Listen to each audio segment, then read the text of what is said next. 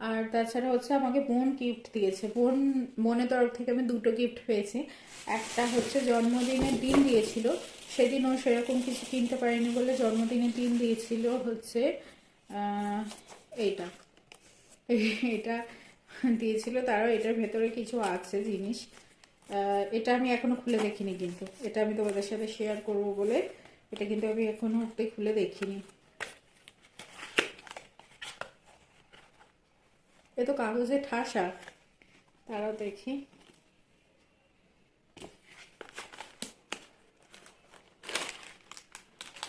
Wow,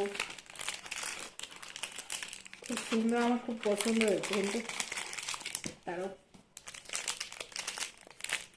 দেখো, দুটো earrings, একটা হচ্ছে রিং আছে। তারাও ভালো করে দেখা ইয়াররিংসগুলো। এই যে একটা,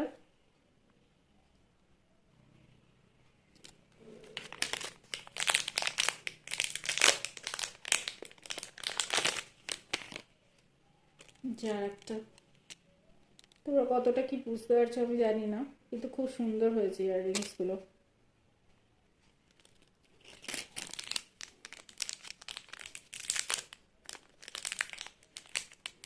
আর হচ্ছে একটা ফিঙ্গার রিং, রিংটাও খুব সুন্দর হয়েছে। জানি না কতটা ডিজাইন বুঝতে পারছো, কিন্তু খুব সুন্দর ইয়াররিংস। আর রিংটা আমার খুব পছন্দ হয়েছে। আর বোন আমাকে বলেছিল যে জামা কিনে দেবে, তো আমি বললাম আমার প্রচুর জামা রয়েছে, নতুন নতুন জামা স্টকেও রয়েছে, তো জামা কিনে দিতে হবে না। ওকে বলেছিলাম যে একটা ওই শ্রীহরি থেকে একটা মানতাসা কিনে দিতে। আমার আজকে বিয়ে বাড়ি আছে, তার জন্য আমি বিয়ে বাড়িতে পরে যাব। আমার এরকম পার্লের একটা হার আছে, তো সেইটার সাথে ম্যাচিং করে একটা মানতাসা কিনে দিতে বলেছিলাম। তো সেটা কিনতেই গিয়েছিলাম আজকে সকালবেলাতে, তোমাদের সাথে ভিডিও শেয়ার করেছি, সেই সকালবেলায় বেরোলাম। তো এই মানতাসাটা কেনার জন্যই আমি গিয়েছিলাম আজকে। হয়েছে,